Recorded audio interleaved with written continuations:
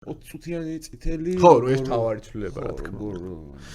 როგორ მიიღეს ზოგადად და ვიცი რომ პრობლემებია ზოგადად ამ 20-წუთიან წითელზე ბევრი თვლის არასამართლიანად ანუ მარტო გულშემატკივარზე კი არის მწვრთნელებზე არის და ანუ აი თვლიანად ამაზე არის ეს არის პირდაპირ სამხრეთი ჩრდილოეთის წინააღმდეგ ეს არის ხო სოფხედველობის დაჯახება რა და სამხრეთს უნდა რომ სამხრეთი ფიქრობს რომ რაგბი უნდა იყოს 15-15-ზე ჩრდილოეთი რომელიც უფრო ბრუტალურობისკენ არის ფიქრობს რომ არა მოთამაშეები უნდა დავიცვათ და წითელი თუ უნდა იყოს წითელი. ამაზეც მიდის რა თქმა უნდა დებატები, მაგრამ ეს მიღებულია ეს ტრაიალი, ეს იყო 4 ღერზე და 20 წამდელებზე და იქნება ნოემბერშიც. ანუ ეს ამ ნოემბერში გვექნება. საინტერესოა 6 ღერზე რა იქნება, იმიტომ რომ 6 ერის მოცემული პოზიცია არის რომ მათ არ უნდათ. მათ უნდათ წითელი ბარათი დარჩეს წითელ ბარათად და არ ვიცით 6 ღერზე რა იქნება. ეს დებატები მიმდინარეობს, მაგრამ ნოემბრის ტესტებზე გვექნება 20 წუთიანი. მაგრამ რაც არ იცის მაყურებელმა და ჩემი ერთ საინტერესოა რომ ვახსენო. არსებობს ასევე თლიანი წითელი ბარათის კონცეფტი. ეს არცად არ წასულა. ანუ არჩევანი ის ანუ იქაც არის ანუ ვარდისფერი და წითელი ბარათი ესე რომ დავუყოთ რა და ანუ ამას შევეძახით ტექნიკურ წითელ ბარათს და full red card, ანუ სრულ წითელ ბარათს. გასაგებია.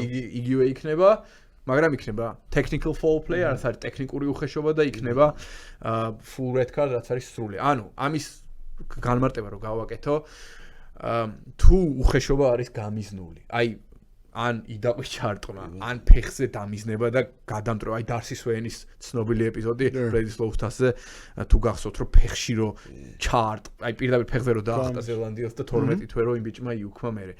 აი ვაჰამაჰინას იდაყვი თუ გახსოვთ სოფლიო ჩემპიონატი. აი ესეთი გამიზნული უხეშობები ხო? საჯებს მოგთხოვეს პირდაპირ რომ ბუნკერში გაგზავნის გარეშე პირდაპირ მივცეთ სრული წითელი ბარათი.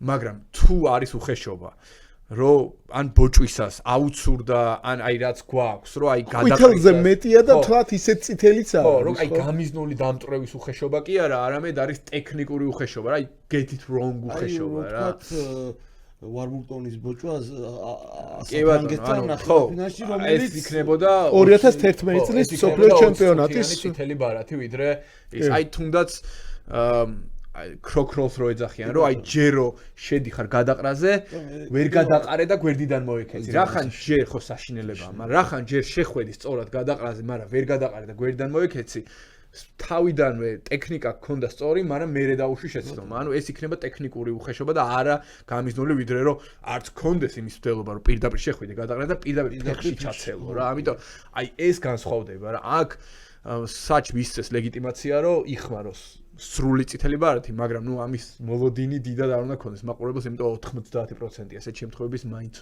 20 წუთიანი წითელი ბარათი იქნება რა. ხო, ნუ თუ რაღაც მართლა ძალიან საშინელება არ გააკეთა. ეგრეთ წოდებული ფაგერის რასაც აძახიან, აი ქურდო კრიმინალი მოიყვება. რაც ნუ ვისაც გვითამაშია ახლა და ვისაც არ გვითამაშია, რა თქმა უნდა, იმათაც იციან რა არის და როგორ არის. კანტო საფრანგეთში ახ მეწილად ნათამაშები იქ მაგის მეტი არაფერი არ ხდებოდა. იყო ხოლმე რომ შერკინება რა ხო. გამიზნულად დამტრევა. ეხლა იკლო ამ ყველაფერმა, მაგრამ ნუ ეს არის ადგილზე, მაგრამ აი 90% იქნება 20 წუთიანი. ეს უნდა იცოდეს მაყურებელმა და აღარ აქვს მნიშვნელობა ვის რა მოგწონს, როგორ მოგწონს, ესე.